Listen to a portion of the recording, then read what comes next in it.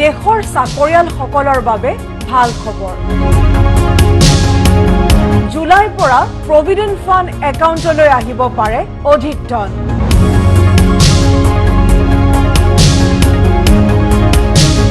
কৰ্মচাৰীসকলে শীঘ্ৰেই employees provident fund organisation অৰ্থাৎ EPFৰ পৰা পাব পাৰে সুখবৰ।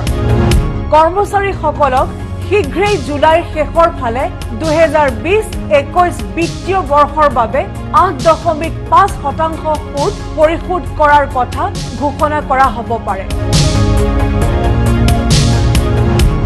এই বিষয়টোক লৈ শ্ৰম মন্ত্ৰালয়ৰ পৰা লাভ কৰিছে অনুমোদন।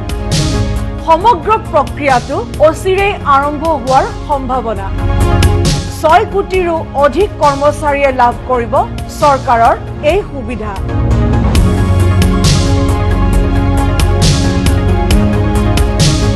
শ্ৰম মন্ত্ৰালয়ৰ অনুমোদনৰ পিছতে সমগ্ৰ দেশৰ প্ৰায় 6 কোটি কৰ্মচাৰীয়ে প্ৰভিডেণ্ট ফাণ্ডৰ অধীনত থকাৰ বাবে এক সকাহ পোৱাৰ সম্ভাৱনা হৈ উঠিছে। এমপ্লয়িজ প্ৰভিডেণ্ট ফাণ্ডে জুলাই শেষৰ ফালে 2020-21 বিত্তীয় বৰ্ষৰ বাবে 8.5% সুদ প্ৰদান কৰিব পাৰে।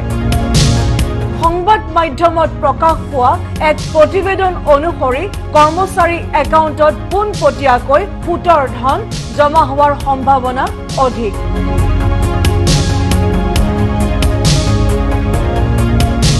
যোৱা বছৰ কৰিব লগা হৈছিল এক দীঘলীয়া সময়ৰ অপেক্ষা।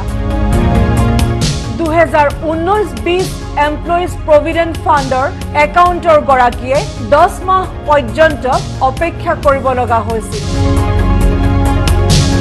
EPFOয়ে কোনো পৰিৱৰ্তন অবিহনে 2020-21 বিত্তীয় বৰ্ষৰ বাবে সুতৰ হাৰ 8.5% ৰখাৰ সিদ্ধান্ত গ্ৰহণ কৰিছিল। কোভিড মহামাৰীৰ দ্বিতীয় ঢৌৰ বাবে একাউণ্টৰ গৰাকীসকলক নন ৰিফাণ্ডেবল COVID-19ৰ আগতীয়া ধন উলিয়াবলৈ অনুমতি প্ৰদান কৰিছিল। 1 জুনৰ পৰা জাৰি কৰা হৈছে EPFৰ নতুন নিয়ম।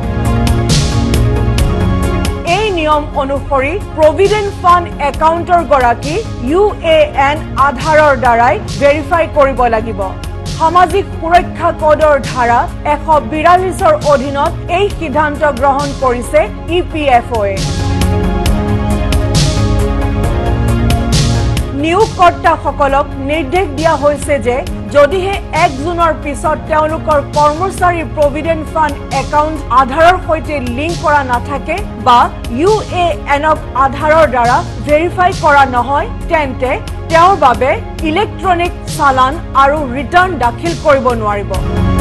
সেয়েহে কৰ্মচাৰীসকলৰ প্ৰভিডেণ্ট ফাণ্ড একাউণ্টক আধাৰৰ সৈতে লিংক থকাটো গুৰুত্বপূৰ্ণ হৈ পৰিছে।